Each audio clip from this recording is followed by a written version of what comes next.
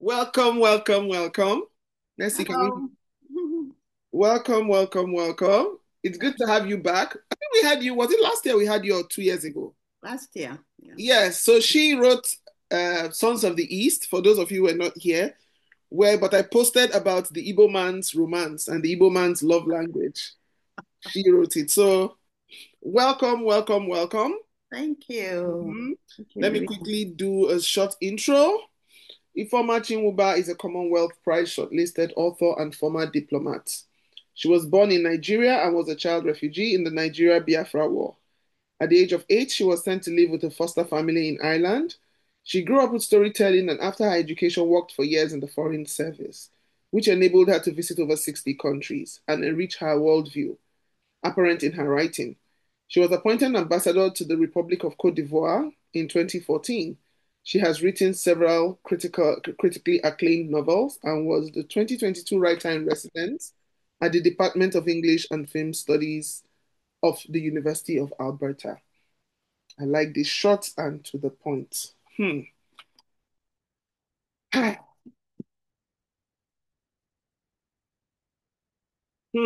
is my first reaction to this. Where is that? Where is that post? Wanted, page 36, wanted. State executioner, hangman, must be able-bodied, minimum qualifications, senior secondary school certificate. Apply in person to Assistant Controller of Prisons, Admin, Ministry of Interior. Does a hangman need qualifications? His duty is to kill people. So I'm just wondering, school sets. Okay. Well, welcome. First of all, what was your inspiration for this book? Because it's heavy. What was the inspiration for this book? Okay, thank you. Let me say it's my first time uh, intervening. Thank you so much for the opportunity to be here, Louisa. Thank you, more. We've been on this book club last year, as you said, with Sons of the East, and Yeah. this time around, waiting for Maria. And people used to ask, "Who is Maria? Who is Maria? Who is Maria?" And I say, "No, who is what? What is Maria?" In this instance, Maria being the Black Maria that they used to ferry prisoners to the law courts and back and forth and all that. So it's about women in jail, in Nigerian jail, the Nigerian prison system, Nigerian legal system, judicial system. And I got the inspiration to show the searchlight on how our people, our incarcerated brothers and sisters are suffering. I thought I should put it out there so that government will know, lawyers will know, judges will know, governors, whoever is involved will know. It's almost like a genocide we're committing against this in the name of correctional. Recently, the Nigerian government changed it from the prison system, Nigerian prisons, to Nigerian correctional system. Oh, okay. No longer called prisons, but they're not correcting anything. I mean, just a change in nomenclature. But the same system, the rottenness, the corruption, they applied remains the same. So my aim in writing the book was to draw attention to it and to chronicle it. At some point in our trajectory as a nation, this is what the prison system was like. Somebody just now, while listening, said she visited a prison somewhere in Canada. And that is the opposite of, I mean, it's inconceivable, really. You know, our system is like that in the 21st century, but that's what it is. So I even read somewhere that is it Finland? I mean, it's like being on holiday when you're in prison. It's like you're on vacation. It's just your freedom that you lose. Everything is there, food, television. You can even go to school if you wanted. Get a Our own appears to be different. Hmm. Thank you. I'm also going to open the floor early for people to ask questions. But a lot of the crimes the women committed here were more centered, they were more like, I saw them as crimes of passion. Because what it just taught me was, like I had said earlier, was to learn to respond rather than react. A lot of them were pushed into it. For example, Susanna, the maltreatment from her husband was, oh God. You know, when I was reading it, I said, how can you treat another human being like this? With the house help, beat her during pregnancy, and that child came out deformed. And even at that, and when she committed, you know, and also it still shows you the power dynamics. But in the end, you just realize that, I don't know. I think you need to ask for God's grace just to give you that control. It's just better to walk away. Many times, getting older has taught me something that you don't always have to prove a point. Yeah, sometimes just walk away because you do something in anger and you kill someone. You regret. Nobody cares. Yes. Are you Alive. a murderer or not? You are a murderer. You've taken a life. Alive. And there are many people who have minor illnesses that are not evident, like Mhm. asthma, you know. Yes. So that's it. Yeah, because I see these stories of, somebody brushed your car by mistake. You came there, you are fighting the bus conductor, you push him, he falls, he hits his head, and that's it. Manslaughter. Yes, and then the person, yes, manslaughter, the person ends up in prison. This is the first book I've read that actually took me into, like, it's like it's like a fly on the wall, going through a prison. I have a cousin who does prison outreach.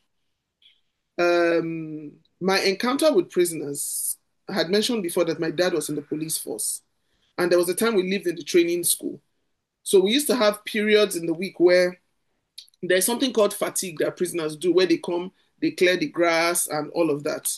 So yeah, so they will always come around the house. You will see them, but I never had that encounter. I never.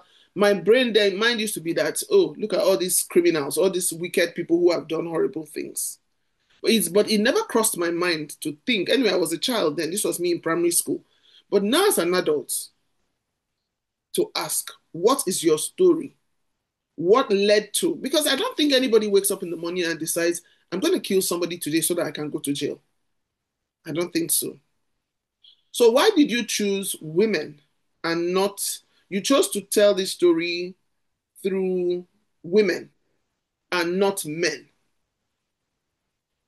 Why women?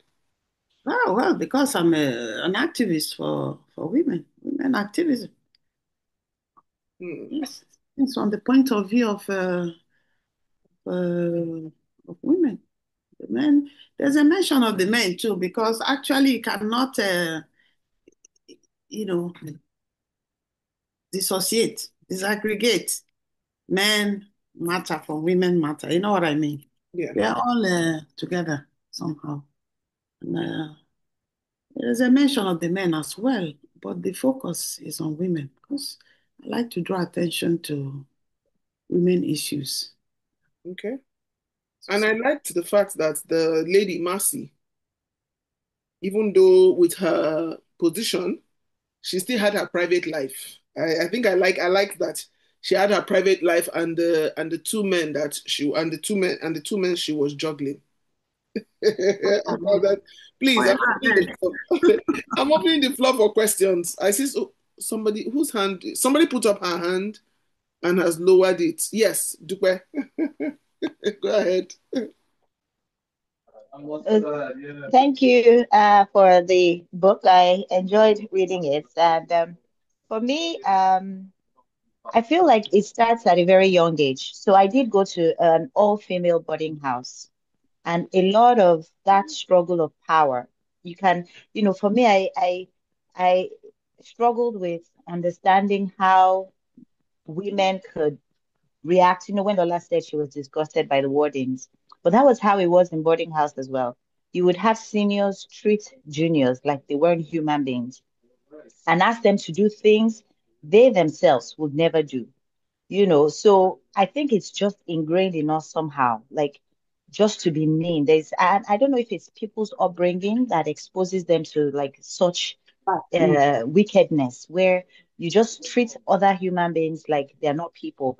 And um, for me, I like I said earlier on, I visited Kirikiri prison as a teenager, and the women told their stories freely. Even though I was maybe 15, the women, when you just go say hello, they'll come to you. They'll, how are you, young girl? Oh, do you know what happened to me? This is what happened to me. I came here because I fought with my neighbor's child, and she hit her head on the cement and died. And but one thing I really loved about them was the energy.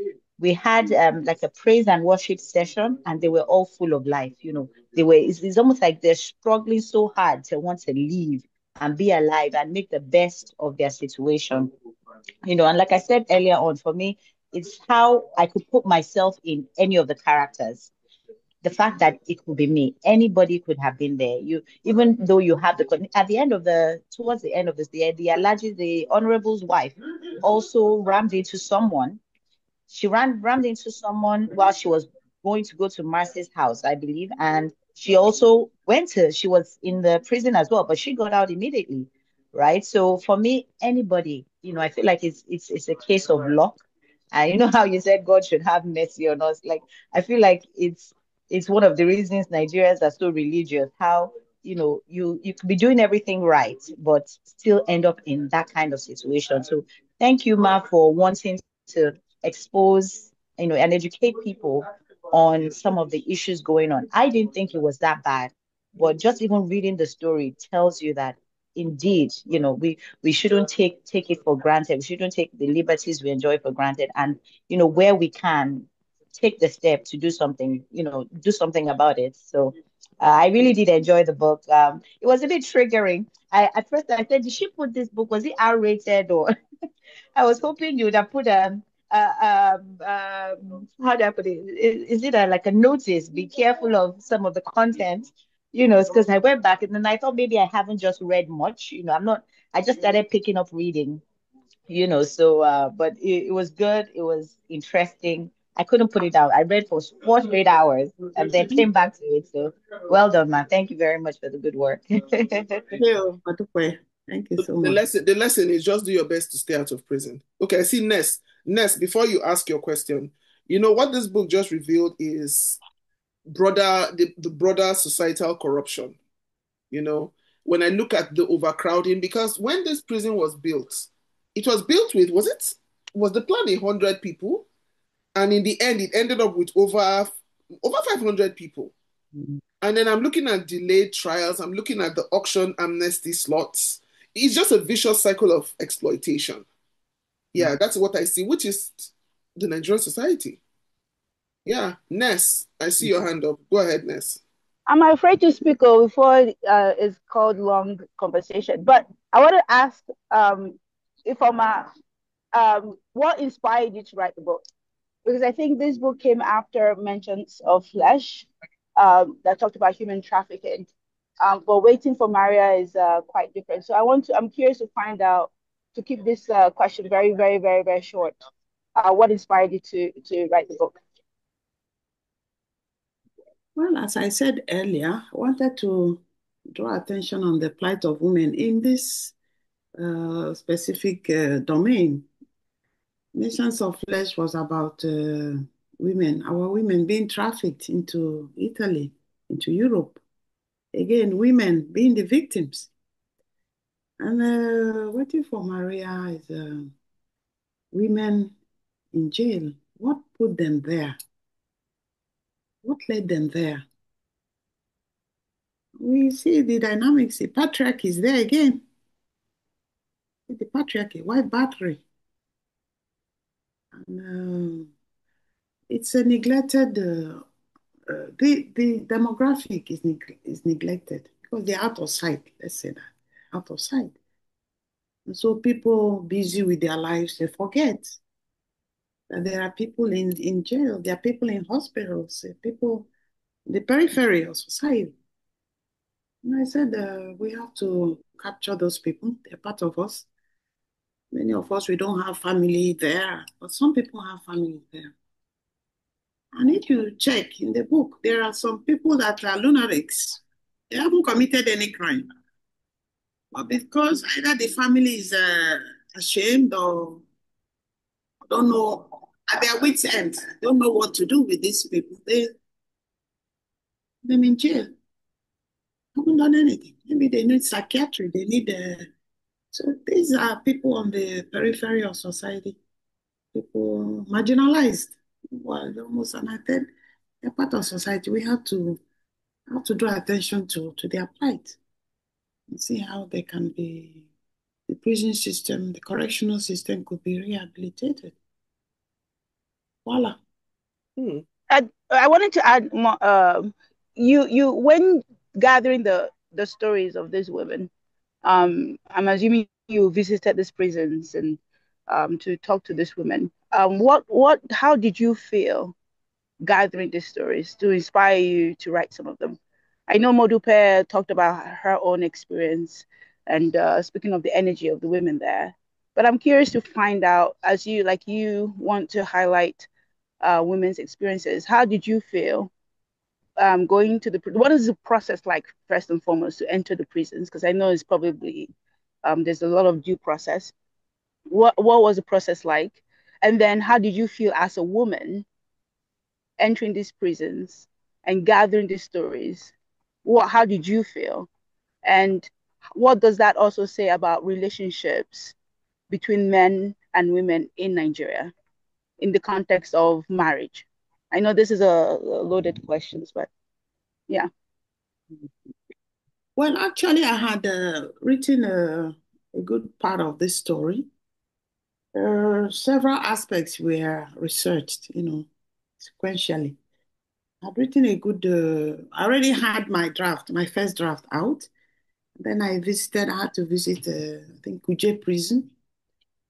And I went as an evangelist, joined an evangelist prayer ministry, Catholic prayer ministry. We went to visit the Kuje prison and we spent some time with them. Unbeknownst to me, it's a male prison. So my way out, I asked the warden, I said, no women here? Do you have? He said, no, no women. The women are in Suleja. It's in Suleja prison that has men and women. But in Kuje, there's only men. Anyway, but we heard their stories. As I was living there, people gave me bits and pieces of paper. Please call my, this is my lawyer, this is my sister, tell them I'm here. This gave to other people as well, other members of the ministry and all. I said, okay, is that how it works? Okay, very good. And then the next time I went to Suleja, because my book is on women. I went to Suleja and I didn't go as a minister, as a Christian minister. I just, there again, you see, if you give something, I just told them I brought some, groceries, some victuals, provisions. I said, look, I just want to give this to the women because I don't know. So they let me in, and of course you have to. So they let me in, and I talked with the women, and again they were very forthcoming. Gave me numbers to call their lawyers, that this and that. Okay, so I said, who is this? Oh, this is my lawyer. Oh, this is a police officer prosecuting my case. Oh, this is this. Oh, this is that. They don't know I'm here. Please tell them I'm here. I was brought from here. That scenario, so many. So, and then, of course, some had very little time. There was somebody who was in for selling alcohol in a Muslim area. Yeah, in Suleja, apparently it's a Muslim area, Muslim, and was selling alcohol. So she was in for like 3 months. By the time I got there, she had spent like 2 months plus, and she asked me to call. She was leaving nobody to receive her on her date of release. So I went back, I think a week or two later, one Saturday, I went back just to receive her when she was released. And then I took her to a restaurant. She hadn't eaten, well. I took her to a restaurant near Suleja there. We ate, she drank. Then we talked for over 2 hours. She gave me more information of life behind bars, how things, stuff like that, which I fictionalized and put in that That about relationships and men and women, between men and women. Now you don't even talk of relationships between men and women. Talk of relationships between anything. Men, women, men, women. Everything is out there. So it's not just men and women, just relationships in general. You just have to be careful. Hmm. As Louisa said, just walk away. Yeah, yeah. That's your best bet. Somebody owing you, you try to get your money back and they're not giving you, walk away, forget the money. You'll be alive. It's your man or your woman playing away matches, walk away. Don't confront any of them. Just walk away, leave them to their devices. That's what, because as one girl the girl even that I met there, it was in the period of video cassettes. She went to take a shower. Before she came out, somebody had gone to her room and taking a video cassette to play in his own room. And she came out, where's my video cassette? Where's my video? Oh, I have it. Why do you take it? Why? On the head. The man collapsed on the ground there. Bye bye. That was it. For video cassette. So there are many flimsy, I will say flimsy. But in the heat of the moment, you don't know, you don't call that, it may look serious to you. Wow, just that hitting of the stick. That's it. They have been 7 years in the behind bars. So that is my aim, to shine light. Some of these, and the bad aspect was that there were juveniles there with the women, juveniles, underage people. They were so incarcerated, lunatic, were there. Kids, kids were there. Saw a kid. Because when the mother came in, she was pregnant. Apparently, nobody knew. So she had the baby there, and the baby growing up with the rest. And then lack of everything. They don't eat well. They don't have the sanitaries. They don't have any. So they depend a lot on visitors, and that's why they allowed me in, because I had something, grocery bag of stuff. Anything helps. Is there a census on how many inmates they have? Oh yeah, they have a board there, because I saw the controller or whatever, the person in charge. Sometimes, so they have a board there. It's like, where have I seen such a board before? There's a board there, and it tells you awaiting trial number this, male this, female this. Because that Suleja had men and female, right? Okay. Kuje didn't have a female, just male. But in Suleja's, in his office, you see this whole board, all the people there. Then it was very manual. Now, I suppose maybe they have a computer or something. But there was a board there. They convicted men, this number, women, this number. Awaiting trial. Oh my God, there were more than the quarters of the men. This one, I mean, then judgment debtor. That was where I first met judgment debtor. So somebody was owing, and he said, if you pay back that person, then you can, you know. So judgment debtor, I think there were two of them. One man, one woman, one in the male, one in the female. And stuff like that. And then condemned. They had condemned there too. But they hadn't carried out the capital punishment. But so. So before I come to the question of the executioner, and before Tosin and Lola ask their questions, I just wanted to say something.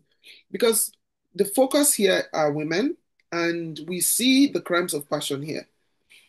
Domestic violence, there is rape, there is mental health issues, there is lesbianism in there. There is so the women here are not just simply victims. They traverse many Wow. constraints of gender, violence, voice. What does this say? Because my question is, as I was thinking about it, and because your focus is Nigeria, what does this say about being a woman in Nigeria under this kind of structural injustice? Because that's where my mind was just going through a lot of things. They are there. How do they manage their periods? Do they have sanitary towels? Do they have, how? The mental health. Look at that woman that was thinking of her child and saying, oh, when the child goes back to school, who will be there to feed? Will she remember mom? That was a question that struck. Will she remember mom? So after this, my question, then Lola and then Tosin will ask their questions. Yeah. What does this say about being a woman in Nigeria today? Well, let me refer you just to my latest book, which is about to be published. Mhm. It says something about sanitary stuff, Yes. towels and all. In the setting in that book, my secondary school days, girls didn't have sanitary towels. Today, some girls in boarding schools and even elsewhere, they don't have that. What do they use? Huh? They use all sorts of things. They use, well, usually serviette, towels, this face towel, and then they wrap around the, what do you call this, grocery bags, to prevent leakage and all that. So these are people outside. These are people in a school. These are people in the society. They're not able to afford these things.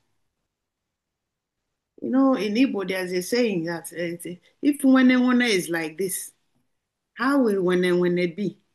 You have What it does as when they mean? when has no meeting. In fact, it's an Oka saying. That's saying I don't know It's a tonal. Igbo is a tonal language. the language. Okay. Like aqua, the different meanings. Aqua, that's cloth now. Aqua, cloth, egg. Aqua, bed, aqua, cry. Okay. So the same Yeah. with when. If when is like this, how will when be? So if those outside, the poor people outside don't have sanitary towels, how will the people incarcerated, no income, no relation, no neighbor, nothing, how will they be? Mm. Being a woman in Nigeria is very normal. It's our mates that are also being deputy governor somewhere, isn't it? It's our Yes. mates that are ministers, isn't it? Yes. Our mates that are professors, our mates that are businessmen and women. Mhm. They have entrepreneurs, they have restaurants, they have boutiques, they have all sorts of things, isn't it? Yes. It's a choice. It's a choice. You have to make. There are men in jail, there are women in jail. So being a woman means that you really have to order your life. Don't just not being a woman, being a human being. You have to order your life, discipline yourself, and then know when to walk away. I'm telling you, That that's is what key. Knowing when to walk away. rationalize everything. Yeah. Rationalize. How's it gonna cost me? Okay, you're owing me 2 million naira. Okay. Do I want to die because of this 2 million? No. Keep it. And you're alive. You see, you're alive. This is hard. It's hard, but you're alive. If you want to pursue that 2 million, then the person that is owing you, what does he? I mean, he can go online too. I think that is why they say we should not be, as human beings, we should not be controlled by our emotions. If there was a screen of life that could show you, okay, if I slap this person, these are the things that might happen. If I do this, these are the consequences. Maybe people will behave better. But I think that we should try our best to be rational, which many times is not easy. Because little things, sometimes I've had things trigger me sometimes and I react and after that I'm like, was it necessary? So these days I choose silence and walking away. I just remove myself from such situations and just go, you know what? I'd rather not be here. Yeah. No fighting. I just remove myself from there. Exactly. Okay. So Tosin, go ahead. After Tosin, Lola. Thank you, Louisa. Thank you, Ifeoma, for your book. What an amazing offering. And thank you for joining us here today. I had a couple of comments to make. First, I just wanted to respond to Ness. Thank you for your contributions. Thank you for your submission. However, I just wanted to say that I spoke to the plight of women, because clearly this was a woman-centric book. And when it comes to women, I am never, never going to take my foot off the neck of patriarchy, because yes, patriarchy affects everyone. Every oppressive system affects everyone, both perpetrators and the victimized and marginalized. But women are uniquely affected by this, and you only need to look at femicide stats for that. So I'll just leave that there. But coming to Ifeoma, so one thing this book really highlighted for me, or had me asking questions about, was the role of carcerality in society as a whole. And there's been, an abolitionist movement for a long time, people who are still fighting and saying that um, prisons and jail and incarceration is not necessarily the best way to deal with some of the ills of society and criminality. When you look at the rates of recidivism, yeah, they can, have all these fancy band-aid names on it, like correctional, but are people really being corrected in there?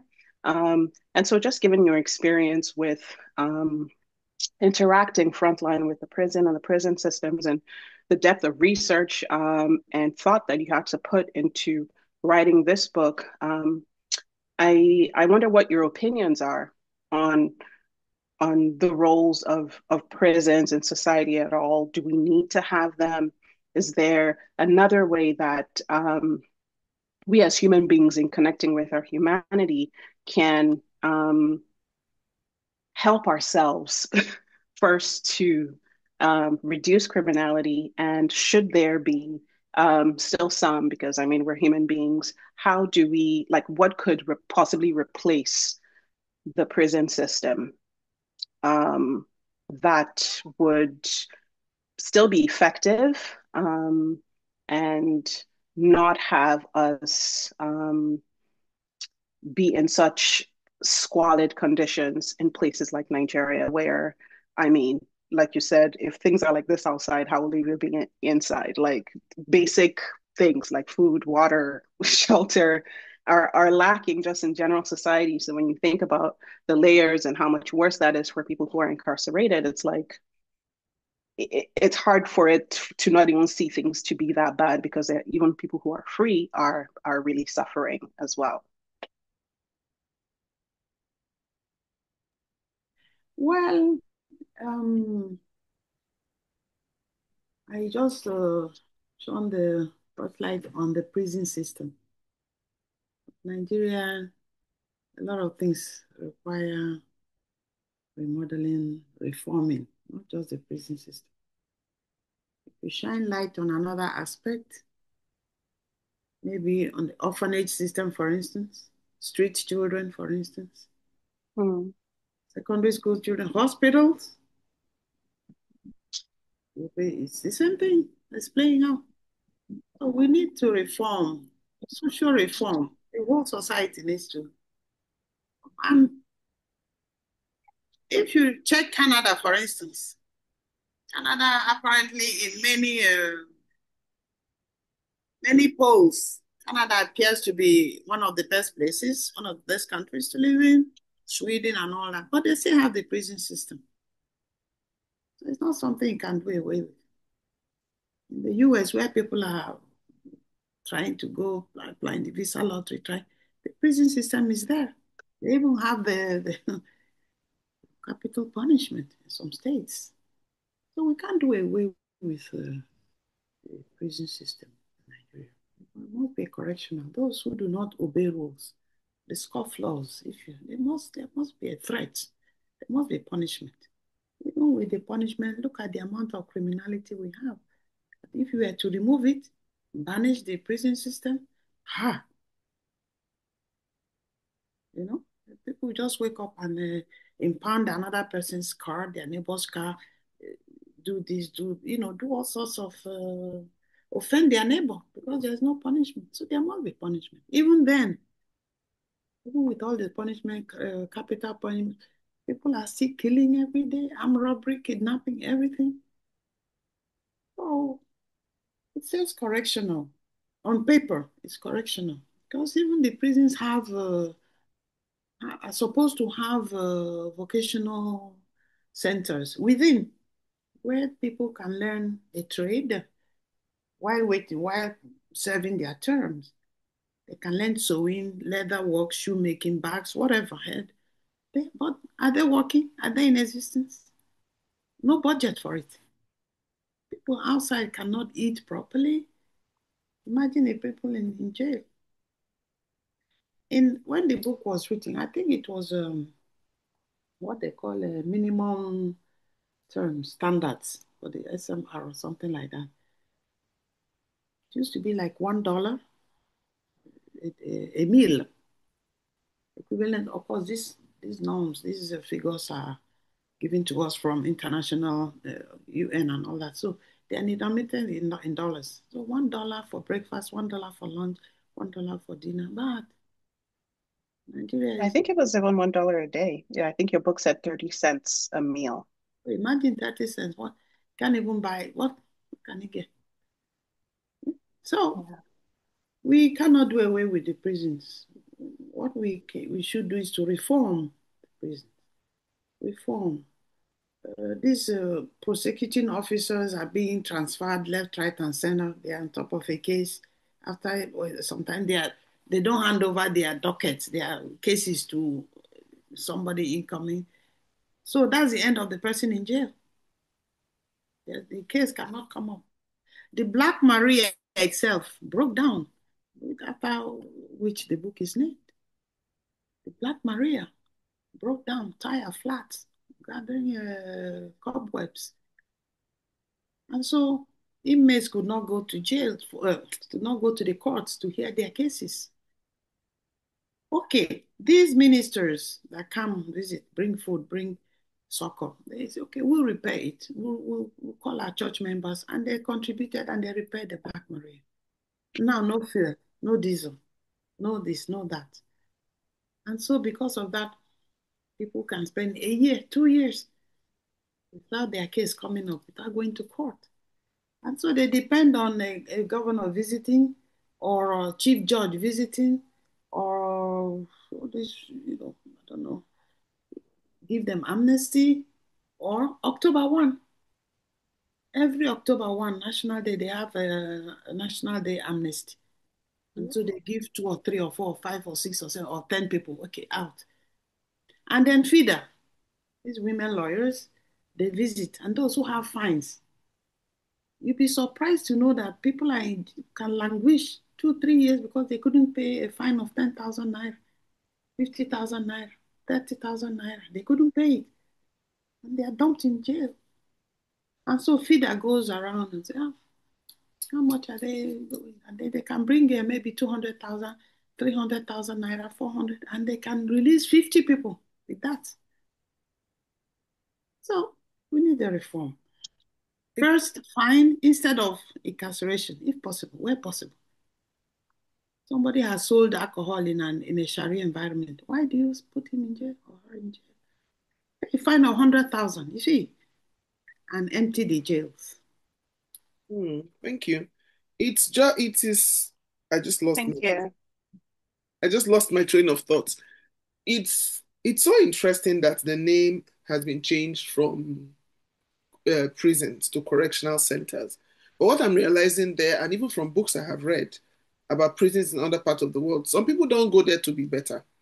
They go there and learn. I had read a book where a man learned from prison how to make a dead body float on water.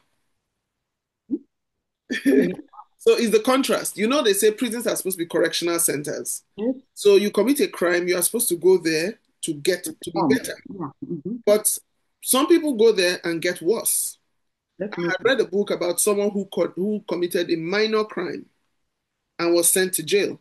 But the kind of people he met in jail, Yes, yeah. when he was released, he became worse. And I remember in a scene, in a conversation, he was saying to someone, one good, fantastic thing he learned from prison was how to make a dead body float on water. Which I went, but you went there to be corrected. And I'm looking at it, it's almost as if the prisons are created for the poor. Yes, the rich also go there. But you realize that the people who put the rich in there there is this power. Higher. Yes, higher. So there is something about power and that determines who goes to prison, who doesn't, and how long a person stays in prison, how long it takes to get a hearing, and all of that. Yeah. Okay. I want to go to this. I want to go this executioner. I'm very curious about the executioner because I've often wondered who these people are. I remember back in the day as a child in the 80s, there used to be public executions where people used to go to, it used to be, I think in Lagos, is it Bar Beach? Yeah, Barbie. In the north, it used to be in the fields, I think school fields or so. And people will go there. Yes, people will go there and go and watch. Yes, they'll go and watch the executions. You know, that time of Anini, all those people, they were publicly executed. And I think it's still available on YouTube. And I remember I had asked my dad one time, because who is the person who gets to shoot or all of that? So I've forgotten the name he called it. But I know that there'll be policemen or soldiers. And then when they fire, everybody fires at the same time. So you don't really know Bullet. who did. So there is still that a thing of humanity and conscience that even though this person is a criminal and is guilty, you've taken a life. So everybody firing at the same time, you don't really know if it's your bullet. So somewhere in your heart, you say, okay, maybe my bullet didn't touch him. Didn't. But this one that they put out a post, please, I need to read that post again. This one, they put out a post, wanted, state executioner / hangman, must be able-bodied, minimum qualifications, senior secondary school certificate, apply in person to assistant controller of prisons, admin, Ministry of Interior. Talk to us about this executioner because the one who came was, I think, somebody who used to work at an abattoir. Please talk to us about this executioner. I'm just curious. How do you wake up in the morning and your job is to kill people, to take lives, even if you feel justified? Unemployment in Nigeria, well, everywhere, around the world. And also people like to work in government. People like government jobs because of, Okay. it's stable. Stability can be there. Once you're employed, and pension and all that. So people are willing to get into government work, even if it's at the lower rungs, and then you rise, isn't it? So Yeah. there is an unemployment issue there that when the advert was put out, well, you heard about the one, I think was in Interior, yeah, Internal Affairs, where they were advertising for maybe 100 slots or something, and over 1 million people showed up. There was a stampede in Abuja there. Yeah, and many died. About 6 people died. Yeah. Oh yeah, I remember. So see, that's unemployment. So any job at all in government, people are going to show up. The interesting thing about this execution is that I also did research on this execution.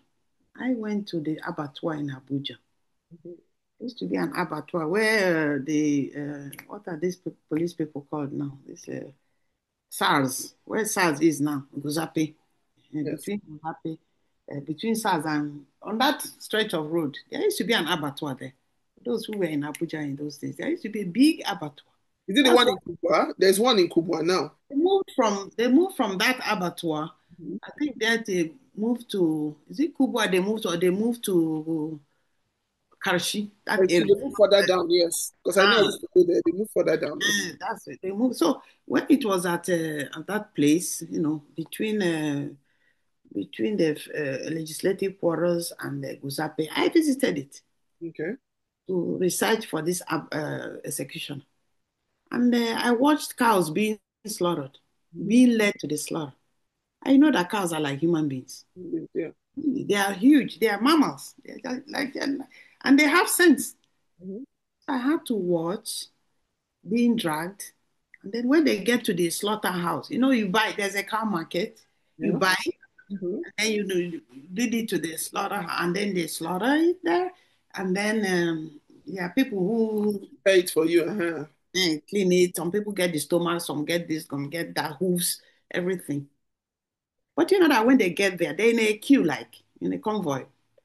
When they get there at the entrance, they don't want to move forward again The cows, yes, they have to start pushing them. because they know that is death. Push That them this in. is death chamber. Mhm.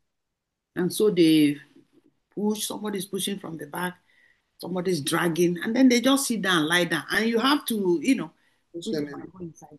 But inside, who are the ones who kill? You see where they sharpen the knife, sharpen the knife. So I went there, I watched them, and they put a rope on the car. As when he's ready, the one person pulls the head up, exposing the jugular, isn't it? Yes. And then one person pulls his legs, the cow's legs, and makes him They tie kneel. the four together and then they pull it. And Yes. then just one strike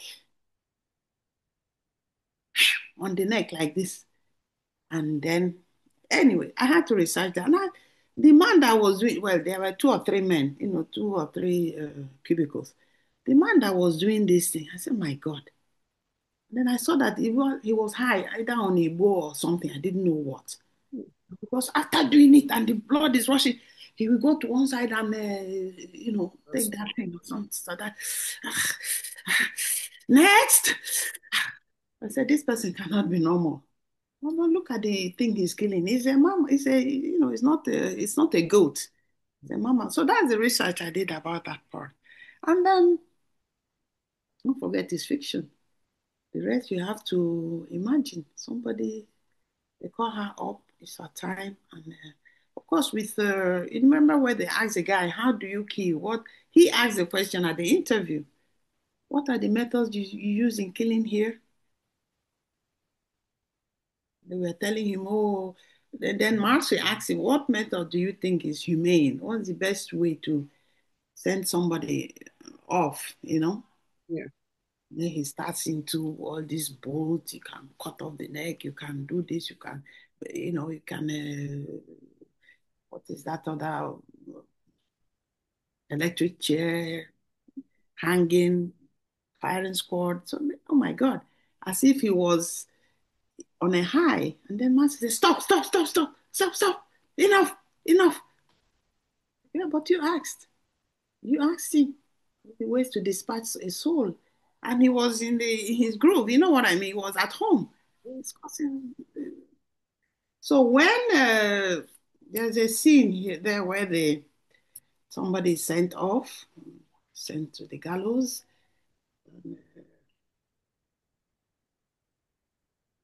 it's by hanging, isn't it? Because the judge that condemns somebody to death, that gives the capital punishment, the judge also specifies. Yes. Doesn't say, oh, death penalty, and lets it go. No, he will tell either by hanging, firing squad, or any other. We don't have the electric option here, electric chair option, and, injection and all those new methods, and even a cocktail, that sense. So this judge, Ame, that went sent to the gallows, was said by hanging.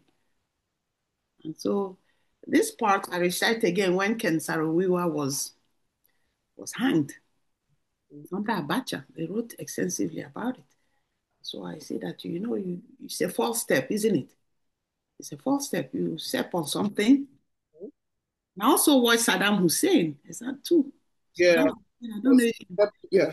when he was hanged again, they put something on his neck, and then they remove the step. You think you're on a step, but it's a false step.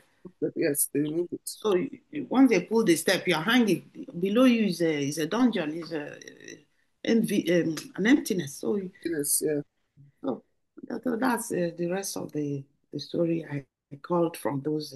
Because as I said, before you write any subject, I thought you have to research Yeah. that you can make meaning, give meaning to what you. Okay, thank you. Lola, I see your hand up. Thank you again, Ifeoma.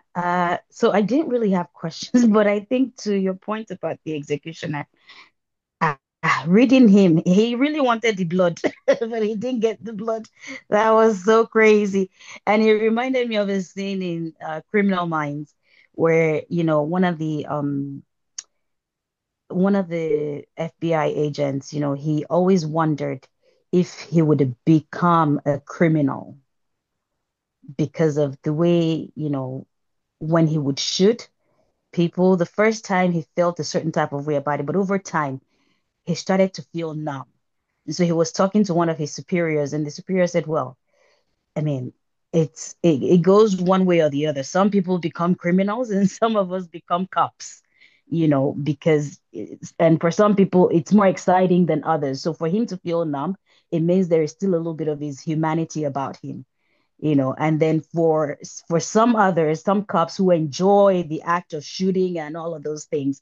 So when I was reading the execution and when he was going to execute Ame, and his reaction, his inner thoughts and everything, this was somebody who really wanted the bloodshed, who fed off of it and all of that. And it was just so crazy. But I think my other comment too was in regards to was it judgment debtors that you call them? The little girl that was brought in, I think that was her story, is, yeah, that really just that got me a little bit, because I'm like Intel said, she's just a little girl. She didn't even do anything wrong. And to know that there are people who are there having done nothing wrong, they were themselves wronged, and oh, it's so heartbreaking. And to know that it's still even happening today. And of course, yes, we can't do without prisons are necessary, but it's just the unfortunate part of some innocent people still get taken there. And even in this part of the world, you hear about it. There is an organization in the States where their focus is working on getting out innocent people, because unfortunately there are lots of innocent people that are sent to prison, even in this part of the world. Oh, yeah. But yeah, really good book. Thank you so much. And that's all I had. Thank you. Thank you, Lola. Ness. So after Ness, then Dupe will ask her question. Ness, I see your hand up. Hi, can you hear me? Yeah, we can hear you. Oh, okay. No, this is not directed to the author. I'm just answering Tosin's comment. I don't disagree with you. The rate of femicide in the world, not just in Nigeria, has increased drastically. And I'm not saying that women shouldn't prioritize themselves, and I'm not saying that what you're saying is wrong. I'm just saying that I'm I'm apprehensive about modern buzzwords, decentering, narcissism, all those words. I'm just a bit apprehensive about them. But what I was trying to say is that the book, if the whole book was more about human relationships and not just with, like the author mentioned, between men and women, it's also between women and men and men. And it's much more than women just about themselves, even though women do suffer drastically as a result of the system that is Nigeria. So I agree with you. I'm not ignorant. I myself have studied women's issues, and I'm very, very aware of the challenges that women face, especially in a country like Nigeria that is yet to recognize them as first-class citizens. So I just want to make that clear. And I wanted to ask one more question to Ifeoma, because I've listened to everything that you've said. Um, I want to ask, what character do you enjoy writing? What character in Waiting for Maria did you enjoy writing about? And what inspired you to write that particular character?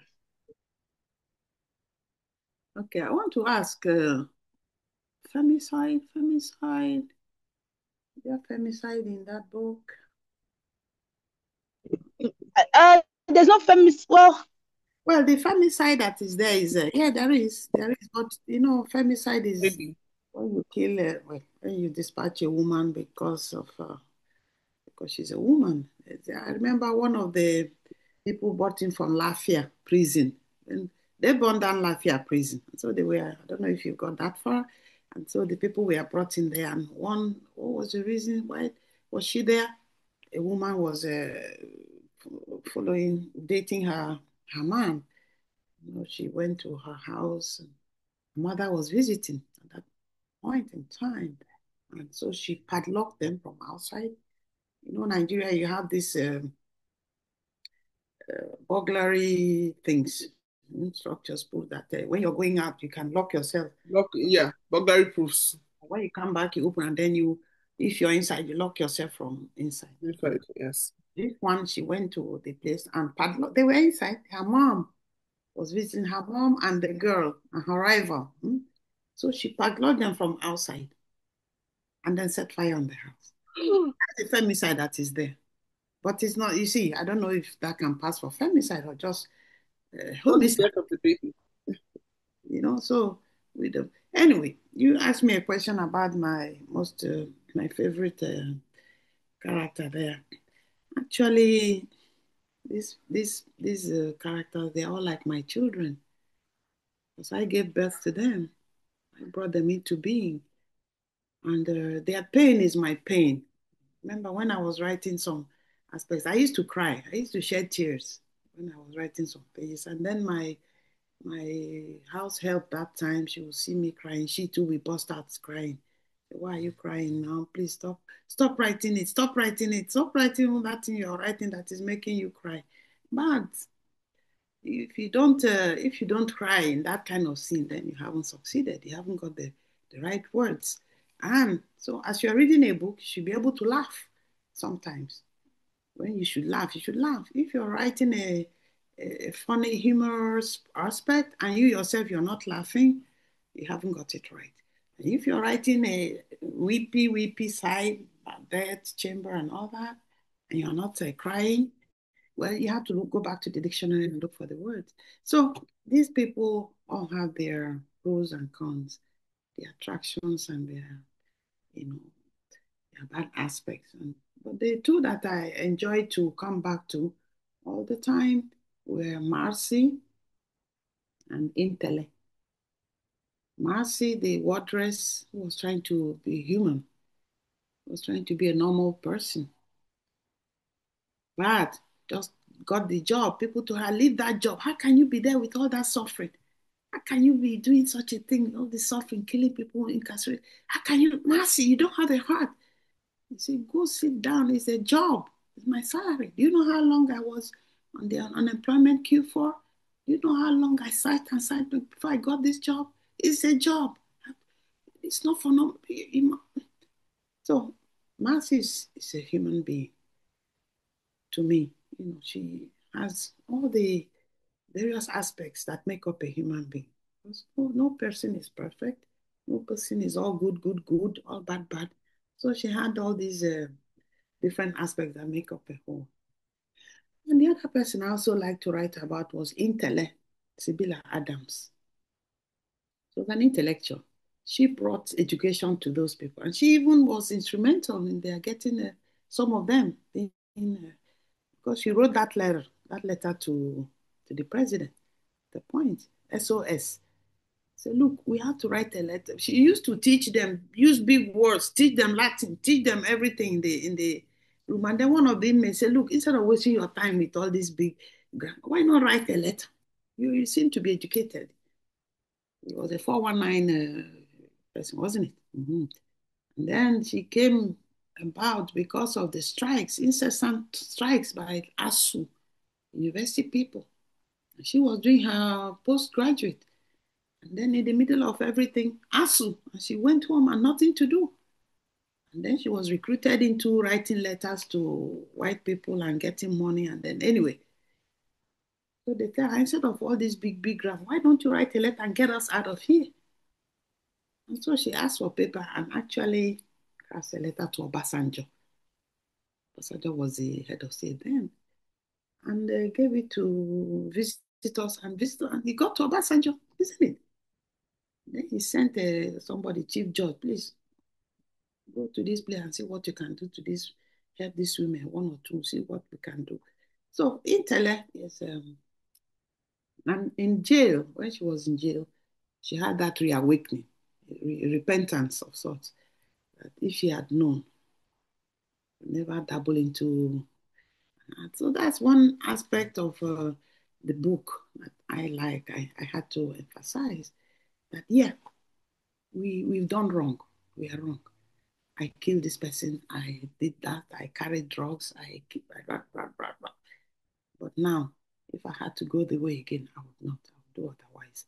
So that is this thing is epitomized by intellect. We've done wrong in the past, but give us another chance. We will not go that way again.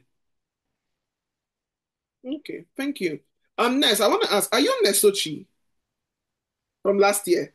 Yes, sir. I Okay, am.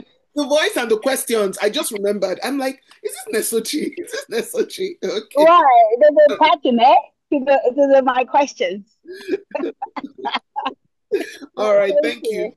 Thank Dukwe, you so much. The short form yes, doesn't yeah, show the beauty of the name, but it's the okay. Nesochi. Right. Keep following your intuition. All right. Thank you so much for this. I will have to run. I appreciate everything. I don't know how often you all meet, but I would love to be a part of it. We already started a book club here in Toronto, so I'm loving this engagement. So I appreciate it.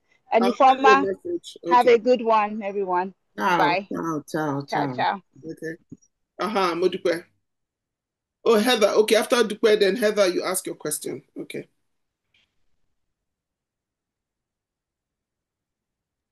And For me, I just wanted to make a comment about how I still like the fact that in the midst of all the decadence and the chaos, the women still had a way of having fun. I liked the way they, always told their stories.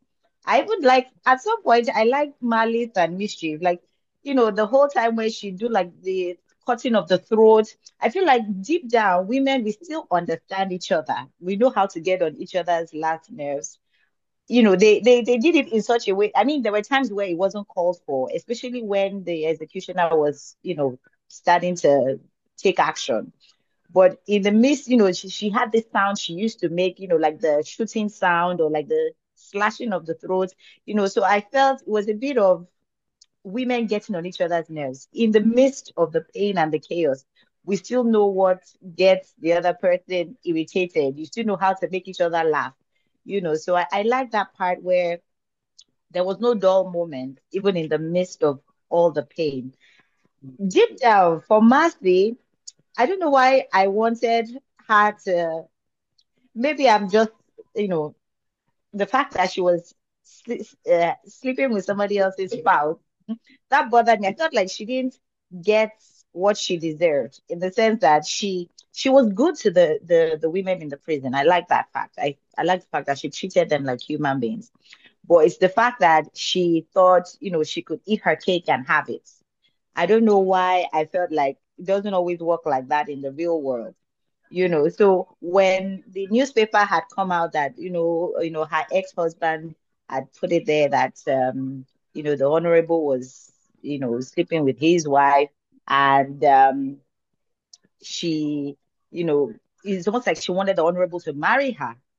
And I felt like, life doesn't always work. It felt like everybody had some sort of pain or trauma and they just had to deal with it. But Marcy had her own pain, but didn't really want to deal with it. She thought she could, get away with it and have it good. I felt like nobody really had it good at the end of the day, but she did at the end of the day, I guess. The one part that bothered me was the Ghanaian lady, Joy. Man. Um, I I didn't sit well with me. I don't know how things like that happen. You see it in movies, but can you tell me how and why it wasn't she was in prison at some point as well, right?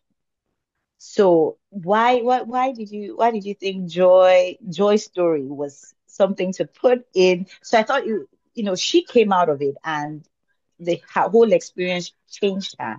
Why did she? How do I put it out? Why did you write about her? You said the characters are like your children.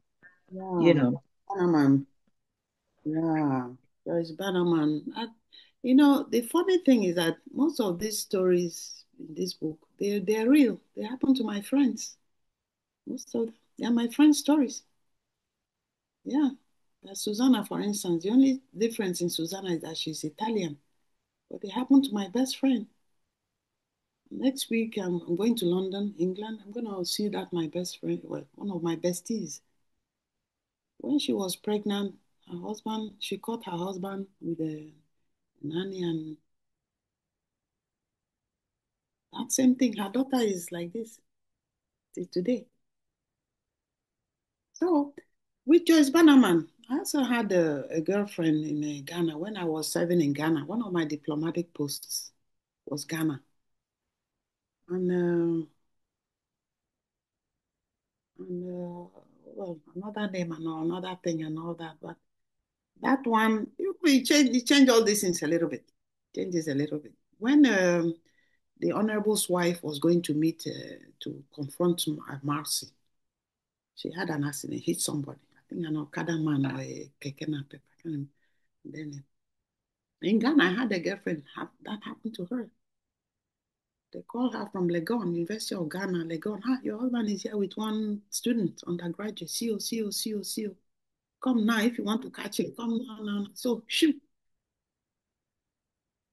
In that state of mind, trying to get there before, the thing the unravels. She met her accident there. So with Joyce Bannerman, the role she has in that place, I don't know, did you finish the book? Have you finished the book? Yes, I did. Yes. So you can see, I don't know if everybody, it is a spoiler alert if you don't mind me saying it. Go ahead, spoil it. Look where your camera is off. Yes. Joyce Bannerman was in jail for some time. And she was the one telling Marcy, because Marcy was on holiday, this is what happened. They killed Ame. They said, thank you, Marcy. Said, Marcy, no, I'm not. How am I to, what is that? I'm not the one in the system. She knew the prison very well. And so she organized the jailbreak, isn't it? A group of people organized. Marcy was there. She knew the system, knew where the walls were weak. I mean, this is an old thing, and they haven't repaired it. So if we hit it here, the thing will crumble. So, but she was inside at some point, wasn't she? So they organized, and don't forget, they expedited her case. Marcy expedited her case, and because Friday jilted, so you said death penalty on Marcy for somebody. The honorable took Viagra, two overdose. Even one alone Yes. takes up Yes. the heart. Now he took, Yes. and then he saw a cockroach, and Yeah. and he's one of those Yeah. men who, when they see a cockroach, cockroach. I have a colleague like that. A colleague like that. My husband was saying, "Oh, come on, please, excuse me." And then because you can kill a dog. They're Yes, not afraid. this man. He told me that they were in the hotel room, he and his wife and children were in another room, and he woke up in the night to go ease himself. And in the toilet, he saw a cockroach. Hey! He screamed and went to wake up his daughter in the other room. So this honorable was like that. Couldn't. So he took the two Viagra, not knowing that his wife had also done that. She done the medicine, yeah, to make him not stand, yeah. He took the first Viagra. He didn't say, what's happening? Why is it not rising? He took the second Viagra. Why is it not rising? What's happening? And then a cockroach came. And so was it manslaughter? Was it murder? Was it homicide? It wasn't. But here, they put Marcy in jail and say, you're going in. And so they had to. It's an injustice. And so Joyce Bannerman, because she knew the way and she knew the Cotonou, and I know she's from Ghana, she had to, help them. Be the one to show them, well, I don't know, set them free, be part of the rescue mission, if I may call it that, or jailbreak. Thank you. Thank you. Heather, you want to ask a question? Heather, you're muted.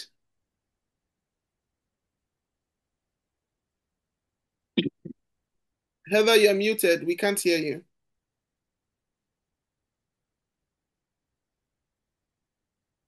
No, we can't hear you, Heather. Do you want to type in your comment? Oh, I don't know what's going on. We can't hear you. Just unmute yourself, Heather. Press that audio button. Voila. She did. She unmuted herself, but we still can't Yeah. hear her. Or do you have like something with the Bluetooth, like headphones? Because it looks like you're speaking, but it's connected to something else. Yes, we can't hear you. Yeah. Oh, and she doesn't No. want to type. Okay. Oh, okay. So sorry. So I wanted to, there are two key questions I would use to wrap up, but on a Okay. lighter note, because we've talked about all these heavy, heavy topics. I want Yeah. to go to Marcy's love life. Go It's ahead. interesting how when I read stories about mature women, you get to a point in your life, like now she's in her 40s. Despite the fact that she has this tough job, I mean, like everybody wants to be loved. And not just loved, loved, loved, loved. Chosen every day, someone who is intentional about you, someone who is consistent. And Yeah. then now here she is. There's the rich guy, and then there's the broke one. And you know how sometimes people say women, we are our problem. Mm-hmm. Because it's easy for people to easily say, but why are you sleeping with someone's husband? Mm-hmm. And what happened to you? You deserve it. Mm-hmm. You know? Yeah. So I just want to touch on that, this is very common let me use Nigeria, because that is where I know. Where you find women at get to a certain age, maybe some of these women started off very religious, so fellowship, everything. Then they get to this age, marriage hasn't come. Let me see. Somebody just commented, "You and broke people." It's Read the my comment. friend Chooks. Say you and broke people. Yes, Chooks. Yes, that you are a man. I listened to a relationship coach one time, and she said, as a man, if you have nothing, look for a woman too who has nothing. So both of you are dating on the same level. But what I see many times is you find a broke man looking for, men will never look for women on their level. They like to aim high. Then you aim high for that woman and then you try to humble her because of your ego. So they will tell you broke men are not usually looking for love, they are looking for help. And then when they get that help, they go look for the kind of woman that they want. So I'm just looking at this lady now, this Mercy. Mm-hmm. Is it a question of morals here or is just life? So finding her here dating this married guy, then there's this because I've had friends who dated these men of means, but those available single ones that wanted marriage had nothing. And these women went ahead, humbled themselves, married these guys, and it didn't turn out well. It never. I don't know. I am yet to see. I know. Look, Chooks, I know what you will say. He's been my friend for almost 30 years. I really do not care, but I've never seen situations where it worked well, where the woman was the one who had, she was the woman of means and ended up with this broke guy. And then in the end, they ran into the sunset and lived happily ever after. There's always that thing of ego. Oh, as a single woman, you have a car. You marry a man without a car. And then they will tell you, oh, allow him drive the car. You know he's the man. Whereas I was a single girl, I had my car driving in peace. You came in without a car. So now I have to let you drive my car.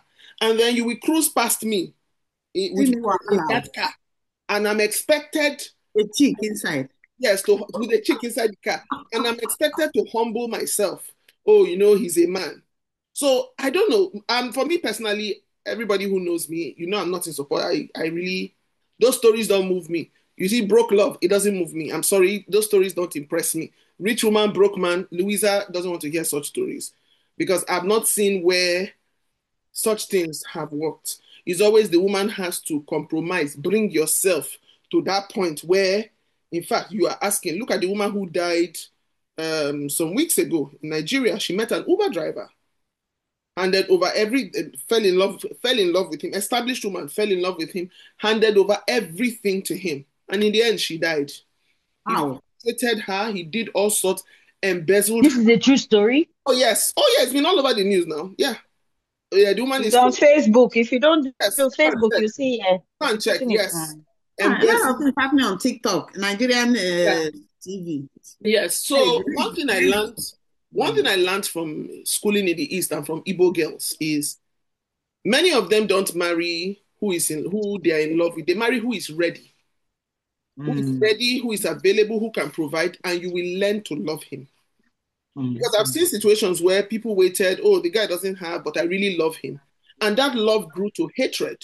Because it's a thin line between love and hate. It's like they tell you blood is thicker than water.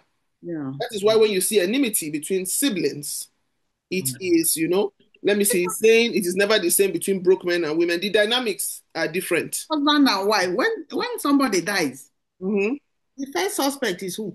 Is the wife. Because Spouse, the wife yeah. dies, when a wife dies, the suspect is never the husband. Investigating. The first suspect is the spouse. If it's a man that died, they look at the wife. If it's a woman that died, they look at the man. This is the love. Oh, these people who love each other. You So see, love and hatred. a woman dies 6 to 10 months. People are encouraging the man to find another woman who will help you take care of your kids. This, that. A woman loses her husband and remarries after 2 years. Prostitute. That Yeah. man, she must have been dating him long before that. So I just want to touch on that, like when women get to a certain age, why sometimes, because you brought it into this story, Oh yeah. and it's the reality. Oh, You yeah. see women who will tell you that. You see a lot of women walk away from cheating husbands, and then they end up becoming the side chicks to married men. So Yeah. why do you think this happens? Is it that as women, when we get to a certain age, we start to compromise our standards? Because I look at it and I realize what life has taught me is the higher your standards, the less busy your phone You're is. right. Yeah, your phone doesn't ring as much. Yep. Your choices are limited, yeah. Yes, your choices are limited. I'm talking from personal experience. Your phone doesn't, when you know your worth and you speak your truth, your phone doesn't ring as much as when you just let everybody, you're a cheerful giver. Every Tom, Dick, and Harry. Exactly. Your phone, in fact, they will nearly burn your SIM with calls. You understand? And I don't get it. All these ones that don't have any good intentions for people. You know that you don't want me for keeps. You don't want to marry me. You don't really have any good intentions. They are the ones that sit down. They have the time. They make out the time to call you, blow your SIM with lies. Why do you think this happens? I don't know. What is it? Is it that at a certain stage in a woman's life, you know how they say when the evening sets upon your life, like a woman, you have your time and your 20s, early 30s, the suitors, in fact, you are the one that will be selecting. Then you get to a point where it starts to trickle down. Then after some time, it's not the ones that have been thrown away by others. You now start to sift through the divorcees, the widowers, What's wrong with that? all those ones. You start to sift. What's wrong with a divorcee or Eh, a but, widower? but it's like some people will say, I beg, it's secondhand. They want Ah, fresh. okay, what I have to Fresh. say is if Uh-huh. you in relationships, it's first Nigerian. I don't know if Nigerian or Africa, but I think Nigerian. Going by our TikTok, very transactional. Relationships in Nigeria, I find they are transactional. If how much are you bringing? The girls are asking, how much are you bringing? Birthday, you give somebody a birthday cake. He said, what is this? And they smash it in your face. Others are giving their girlfriend cars. And every boyfriend in Nigeria pays rent for the girlfriend. That one I don't understand. Every boyfriend pays rent for, and maybe 2 or 3 men are paying the rent for one girl because there's a lot of hanky panky deceit. One girl is dating 2 or 3 men. Why? Because her needs. One person cannot provide her needs. Sometimes you see a man says, hey, I gave you 5 million to set up your shop. I bought this. I did this for your mother. I paid school fees for your sister. I did. Your father was in hospital. I spent 3 million. It's transactional. And in such a situation, it's very hard for love to exist. That's what I think. It's hard for love to exist.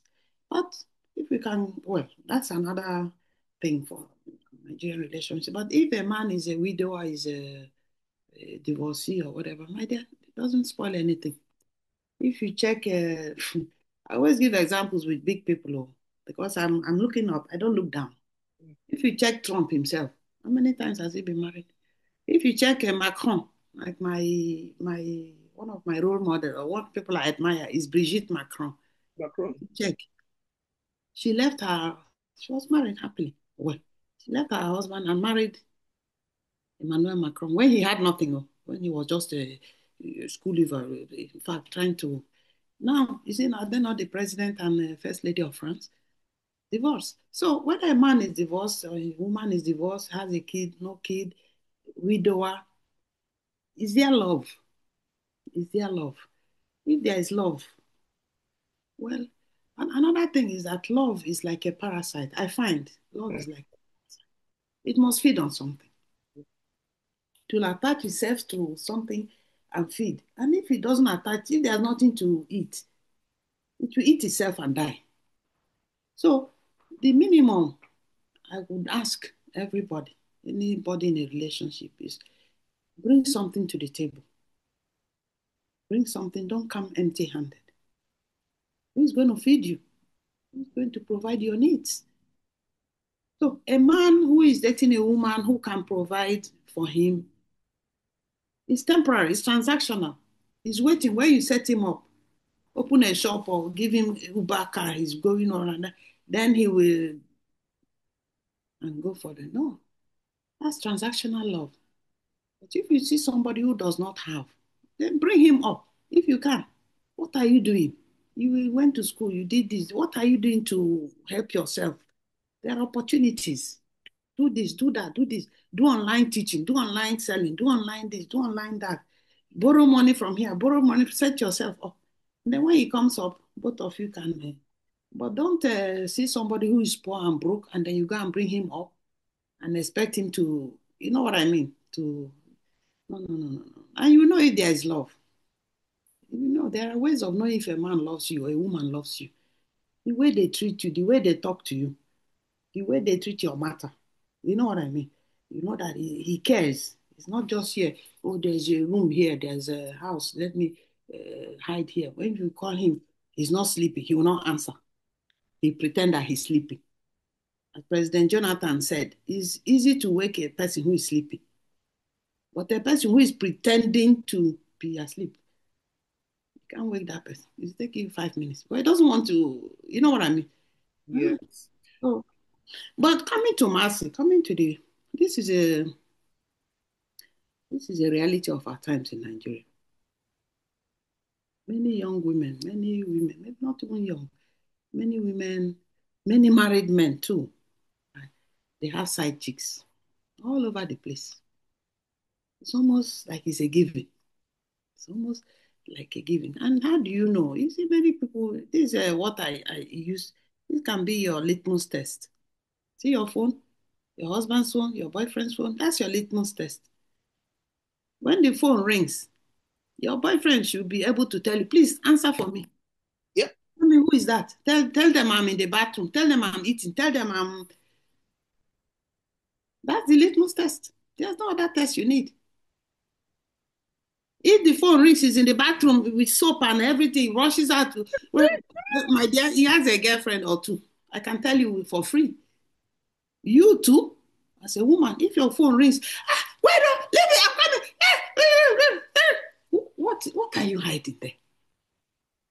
So that is, you don't need to search under his, just let the phone ring and say, your phone is ringing. Should I bring it for me, for you or something? Should I answer it? Answer now. Answer, tell the person I will call him back later. You see? And then you answer, hello. And it will not be anybody because there's nobody there. To be a brother, a sister, a colleague in the office or a business or somebody that you know. But if he's anxious, he put password, nobody can find the password or anything, then you're hiding something. I don't need a babalawo to tell me that. You see? And in such a situation, what are you doing there? Why are you wasting your time? I wouldn't waste my time in such a relationship, to be honest with you.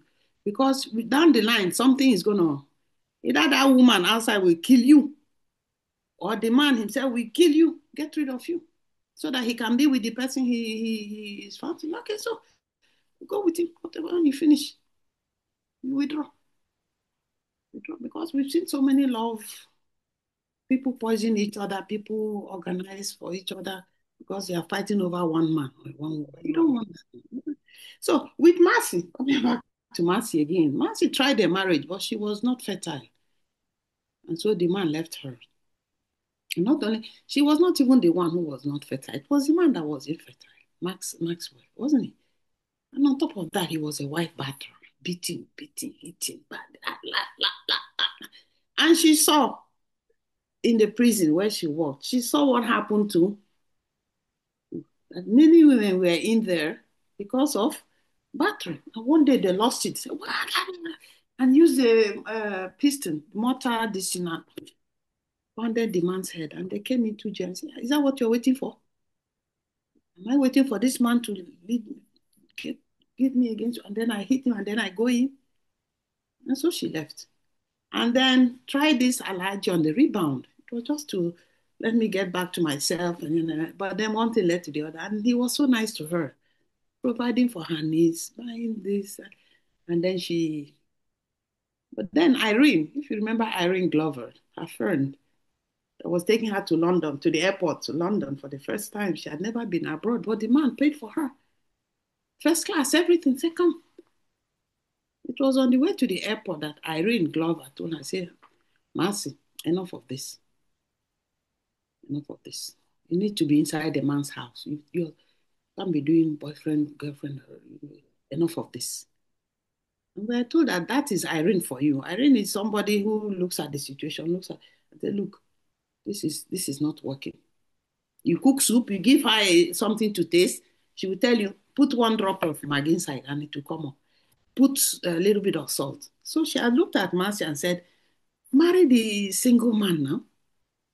You're dating a single man and there's no future here. Marry that one. And then she didn't go to London, mind you. She got to the airport by Torat and then introspection. I know, Irene is right. There's no future with this man. Let me go back. Let me go home.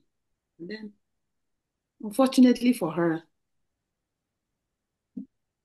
the man came back to marry her. Is it marriage you want? I'm ready for it. Things had happened behind. The wife had already gone and the jazz on him. So there's a case of, I guess maybe it's this is hearing this. I had a dream, yesterday I dreamt about a friend of mine who had said something similar when we were in school. And she had said, and with everything that is happening, because her dad was also in the police force. So, and uniformed men, we hear their stories. And in his own case, he had children from different places. And in fact, in retirement, he's retired now.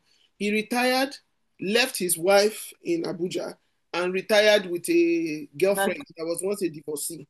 He's somewhere in Ota.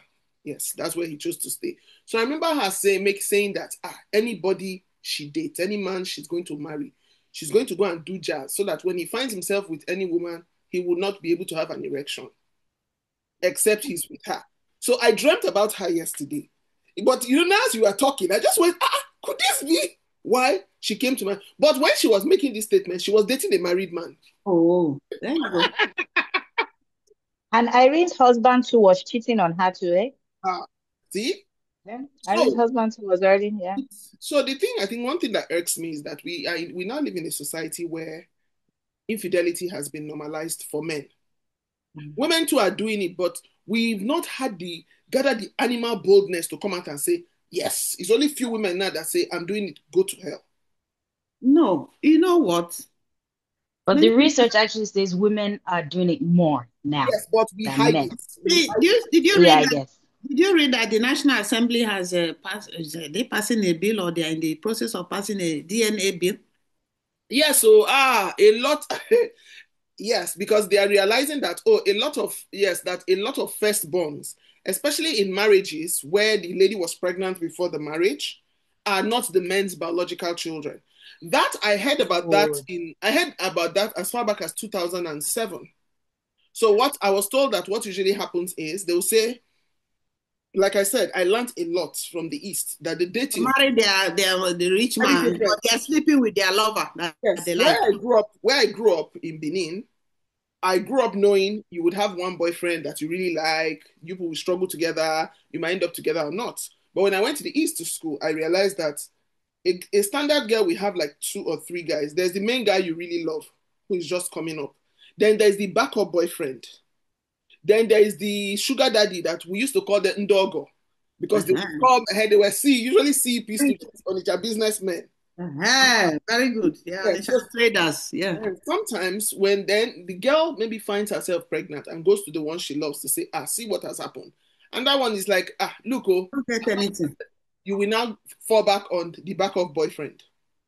So in many situations, that's what happens. So I was reading 2 weeks ago where somebody was saying, what are the benefits of marrying a virgin? A man asked, what are the benefits? Because you hear some men who say, God forbid, they cannot marry virgins. They want women with experience. And somebody responded under, the benefit of marrying a virgin is that you are guaranteed that your firstborn is yours.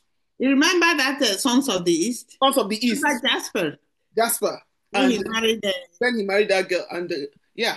Of the period, menses first, before we do anything, before I find you. That's to tell you how bad. So do you think that, because my own question here is, when I was reading Mercy's story, and I was just thinking of the society experience and so on, do you think that as Nigerians, we have evolved to, you see, when they talk about love, since living in Canada, I've come to see unconditional love. You will see a white guy, he will marry a woman in a wheelchair. She cannot, her hands are like this, she cannot, but he loves her, he's doing everything. Do you think as Nigerians, we have evolved to that level of unconditional love where a woman can say, I love this man, even though he can't provide for me, I just love him. Then the man too will be like, you know what, this lady, I just love her unconditionally. Because what I've come to realize in my own critical study, our men, I'm using our men now because that's what I know, a lot of them don't really marry all the time who they love. But I noticed that they are very interested in where their lineage comes from. Okay, I love this girl, but she's not homely, she's not that. This other girl I don't really love, but she comes from a good family, she's educated. And if she bears my children will speak well, they will XYZ, they will this. So they will break this one's heart and marry this one. Then they will turn that one they love into side chick. This girl is from a good family. And do you think we've evolved to that level where we understand that, you know what, I should learn to love you in your love language and not, you understand? Because some men will say, you see a woman, the man has everything, he gives her everything, but she's not happy. And when you ask the man, but what's the problem? He will say, but I give her everything. Whereas maybe her own love language is different. Quality time. Yeah. So do you think we've evolved to that level where we have come to understand that the importance of loving people in their own love language? If my love language is gifts and money, please don't bring your quality time to come and be loving me with quality time and no money. No. Everybody needs quality time. That means you're getting quality time from another place. Exactly. So do you think we've got it to that level? In Nigeria? In Nigeria. I don't think so. Just now I told you that we need a holistic reform of the society. Love here in Canada, in America, it hardly will you find people that are unfaithful in Canada here. Hardly will you find, you see these things we are doing in Nigeria, the man will just come back from work and say, really? Please, let's look for trouble. No, Please, actually, no. Can I just say something? Even ask. It's not as blatant. It's not in your face like it is in Nigeria. Hold on, let's look for trouble. It's not in your face, but there are infidelity here is high. It's high. It is actually really, really high. And we don't do it with ourselves. We do it with other countries. So I've had an instance where a Nigerian man with twins was dating a Jamaican. The Jamaican liked the meat pies I make. She came to order from my house, and she's been bragging about her Nigerian boyfriend. They come to my house to pick up their order of meat pies, and I find it's an Igbo guy with car seats at the back. Obviously, married man with children. The man is avoiding me. So it may not be common between Nigerians and Nigerians, but Nigerians with other countries where we don't mix with our crowd. Very high, common. Actually. Okay. All right. I want to go. And also with the Canadian men, or Igbo people, the infidelity is high in this community too. So it's high everywhere. It's not. I want to ask, please. My friend is here. He's a man. Let's look for trouble. Chukudumodua. Onya Atani. My friend, please. I was in Atani last December. He was in the last 2 years. He was the one that was explaining an Igbo man's love. I was in Atani. Okay, good. So please, can you talk to us about love? Chukudum, are you there? I'm there. I can hear you.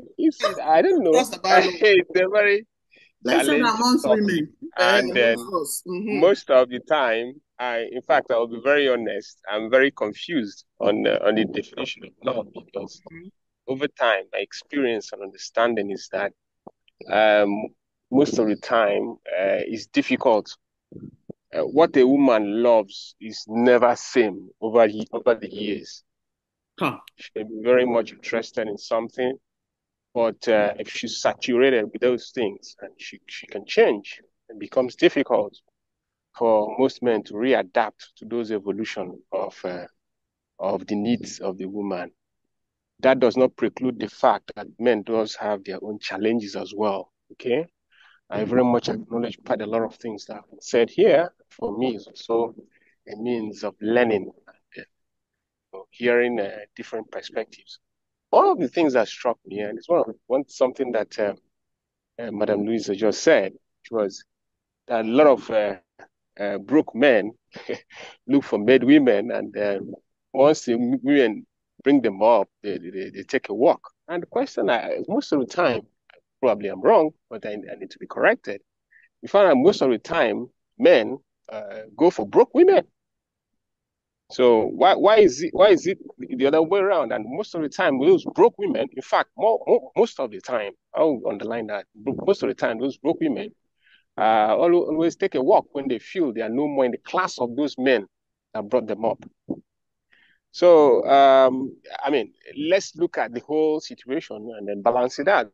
All in all, the relationship between men and women is something that is super complex. And if I tell you I understand it very well, I'm a liar. Thank you. I feel it's easier for a man to bring a woman up to his level. And the reason why I feel that as women, we would rather have men who are financially better off than us is we need to have something to look up to, because our men are drunk on ego and respect. So they like that thing. Respect me, respect me.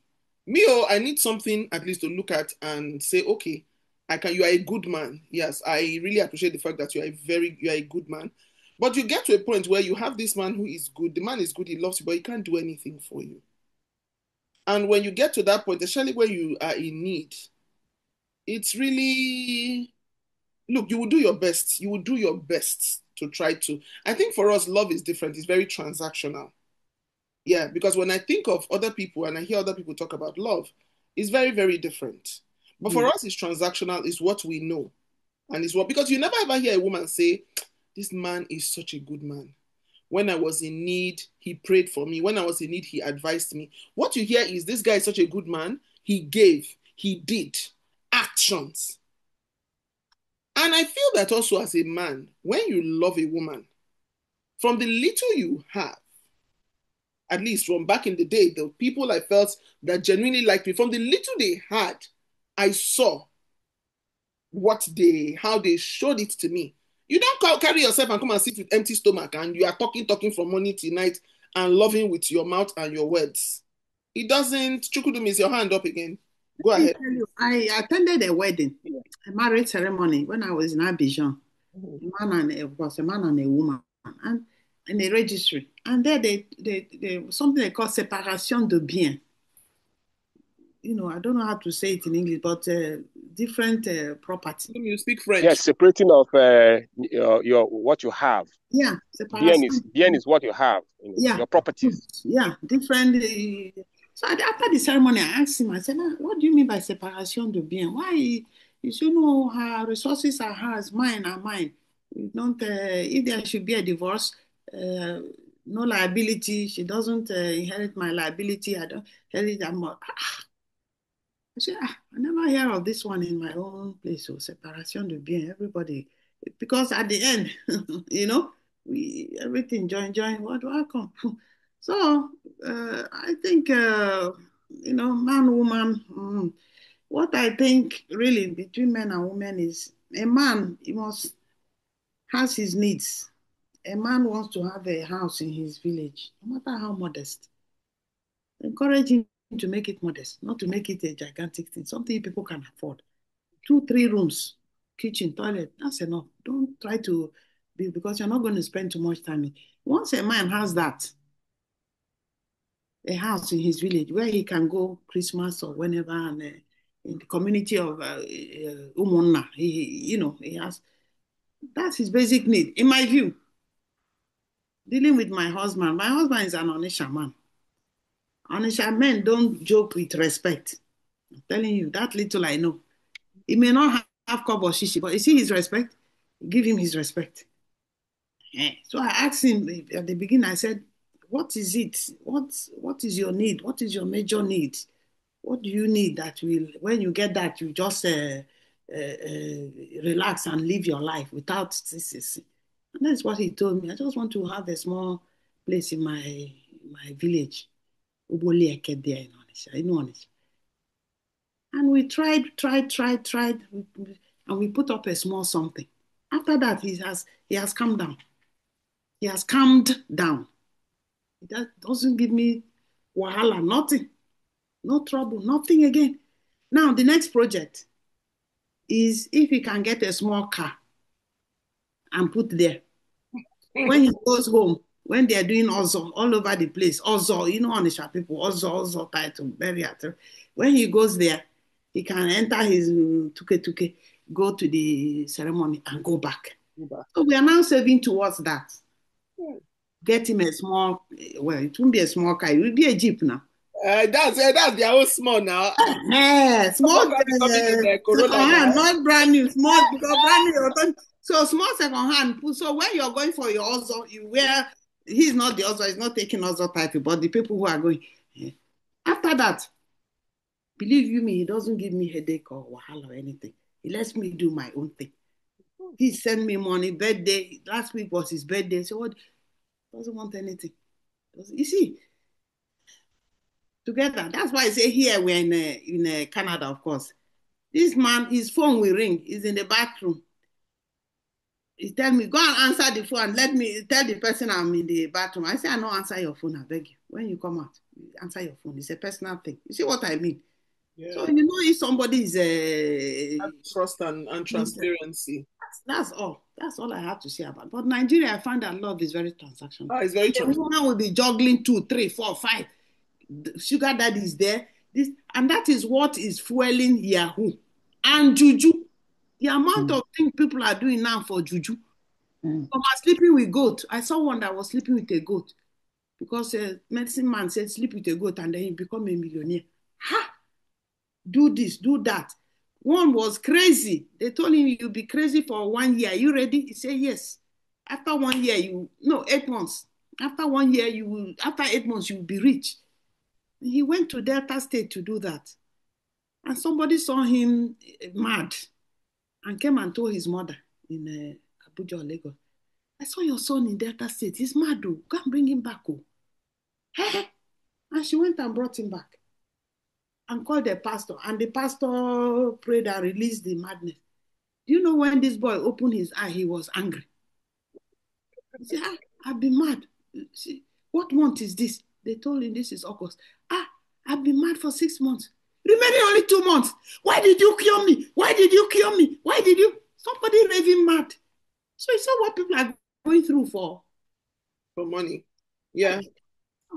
You want to say something before I wrap up this conversation? Okay, no, not much. Just to again, just to emphasize the fact that personally, I feel that love is basically sacrifice.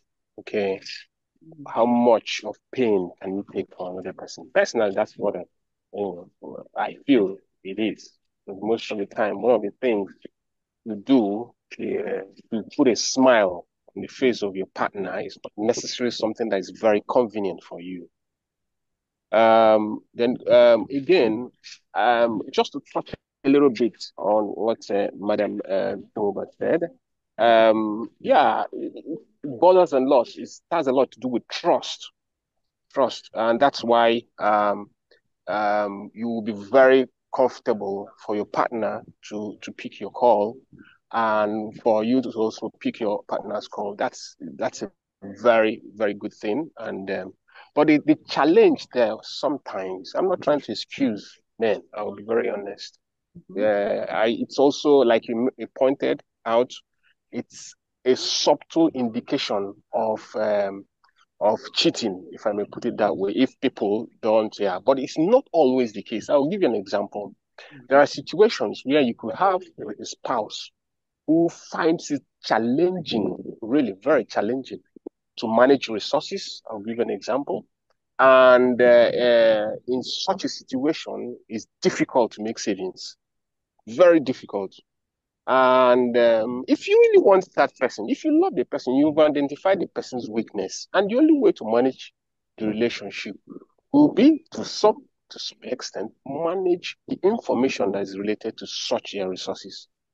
And in such a situation, you'll be compelled, unfortunately, to be suppressing some certain information that may give her an exposure to such a situation and all that. So while I very much believe you, but there are some certain situations where it becomes difficult, very difficult.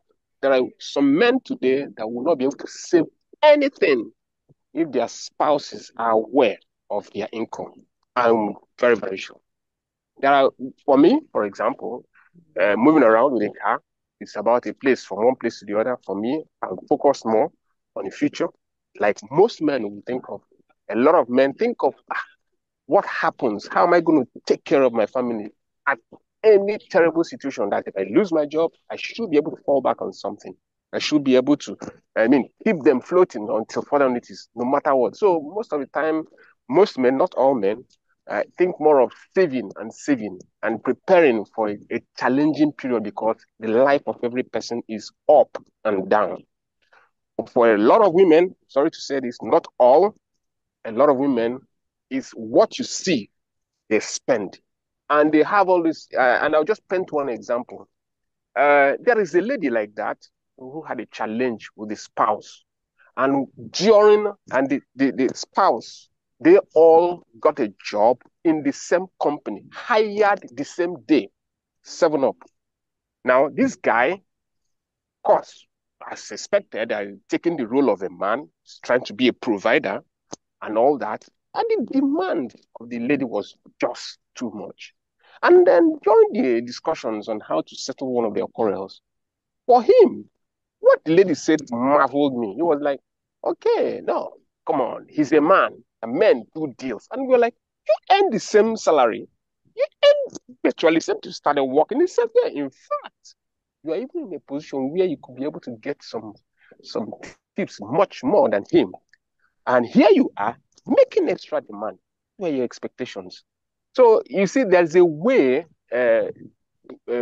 women, in spite of their exposure, most of the time, see men. They feel there's something supernatural about men, that they are inhuman. I mean, they are not human beings, that, there is a way they can conjure and make things that are impossible to be possible. But unfortunately, we are humans. And then, once that understanding comes in, I think marriages will be much more sustainable, things will work better. But these are some of the few things I could spot in relationships, even though Madam Duza completely disagrees with me in most of these things. We've had extensive discussions on this, sorry. But okay, that's life. Thank you so much. I'll stop here. All right. The thing is that we will all agree to disagree. Whatever works for everybody, as long as there's fairness, transparency, and we learn to love each other in each other's love language, that's fine.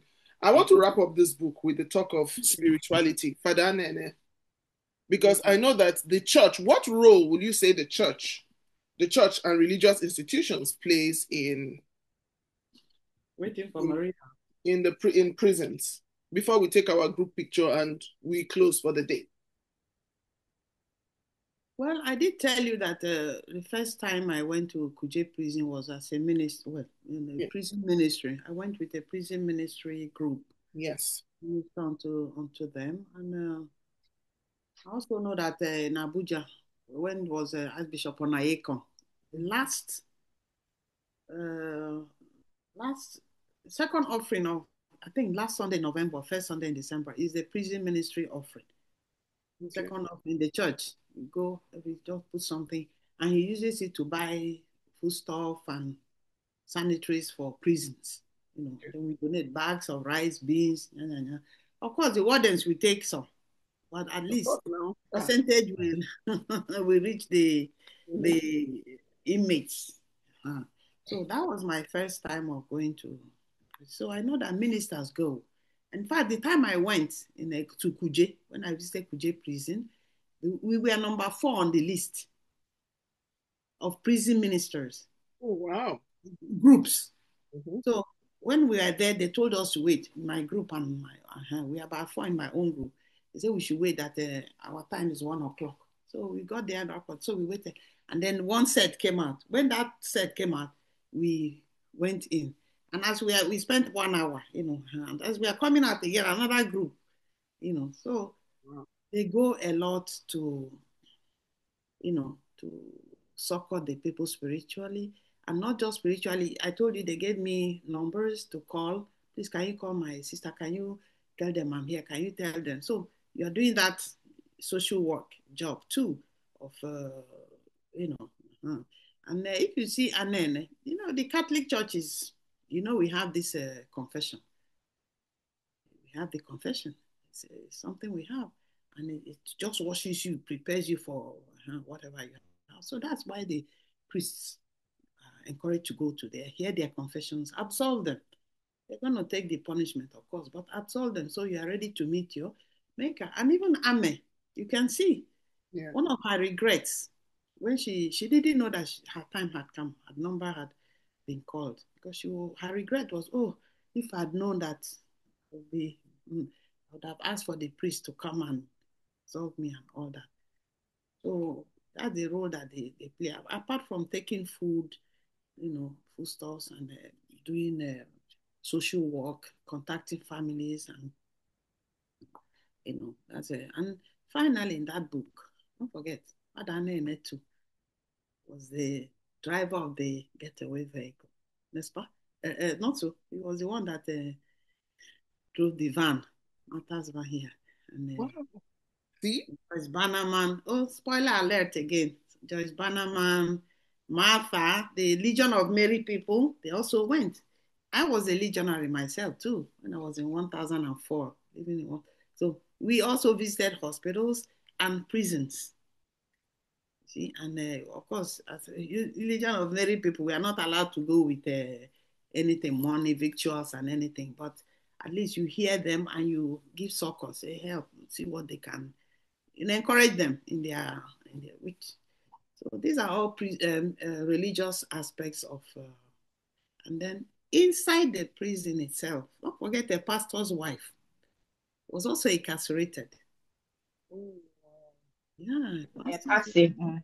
Yeah, Patsy was also, and she became the prayer warrior, if I can say that, or the that one was always everything, God forbid. Yeah, I remember. Yeah, Patsy. Yeah. Yeah, praying. Pastor's wife. Yeah, she was pastor absconded. She stood shorty for the husband here. And she stood shorty for him, and he absconded, and she ended up in jail. They have to hold you until, but that's what the shorty is, isn't it?